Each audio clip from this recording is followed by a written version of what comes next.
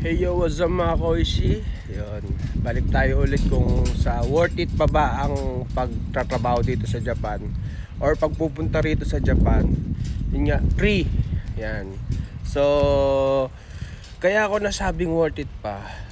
Tulad ng sinabi ko sa pangalawa, no, sa na para malaman ng mga gustong pumunta rito na tao o yun nga, magtrabaho, yung ugali ng Hapon.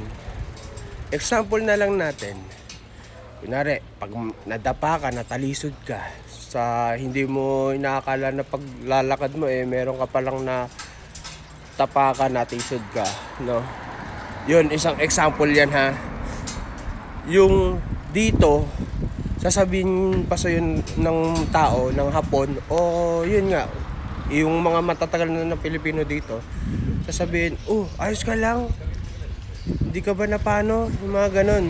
Sa atin pagtatawanan na kagad dyan, tanga-tanga mo kasi, tangina, hindi ka kasi tumitingin sa dinadaanan mo yung mga ganun, alam mo yun. So yun ang mali, no? Natisod na nga yung tao, hindi mo pa i-encourage na tumayo, no? Okay ka lang ba? Yan ang kadalasan ng sad but truth, no? Yan ang kadalasan na ugali natin ng mga Pilipino. Nadapa na nga, natisod na nga, pagtatawanan pa, no?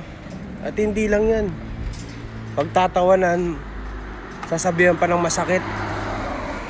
Sasabihan pa ng masakit na ang yabang mo kasi, kala mo kung sino ka kasi, yung mga ganon, no? So dapat i-encourage natin talaga, no? Yun yung mga ugali ng mga Hapon dito, nang i-encourage sila ng tao. Hindi sila yung porque yung down na nga, alam mo yun, down na nga yung tao, nakita na nga nilang nahihirapan sila, nahihirapan yung tao, pagtatawanan pa, ini-encourage nila yung mga yun, no? Na bumangon. Yan. So dapat ganun tayo mga kaoshi. Kasi nga hindi lang naman dahil sa pera ang usapan pagka sinabing worth it pa ba, no?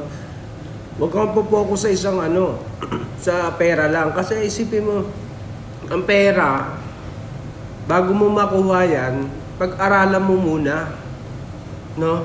Hindi yung tipong nandiyan na kagad yung pera automatic. Syempre kailangan mo muna ng manners dyan, hindi po ba? Kailangan mo muna matutunan yung step by step. Aakyat ka ng hagdanan. Sige nga, aakyat ka ng hagdanan. Meron ba nagsimula sa itaas na umakyat ng hagdanan? Di ba sa baba? So, unti-unti kang umaakyat. Ayan. Yan ang dapat na nalalaman ng lahat ng mga kaoshi. So, sinasabi ko lang sa inyo to dahil, yun nga, medyo kailangan nating malaman. O sige, kahit na hindi ka na pumunta ng Japan, at least ito lang ang isang mong kailangan malaman, isa lang. Ito ngayon. So hanggang sa muli mga kaoshi, babush!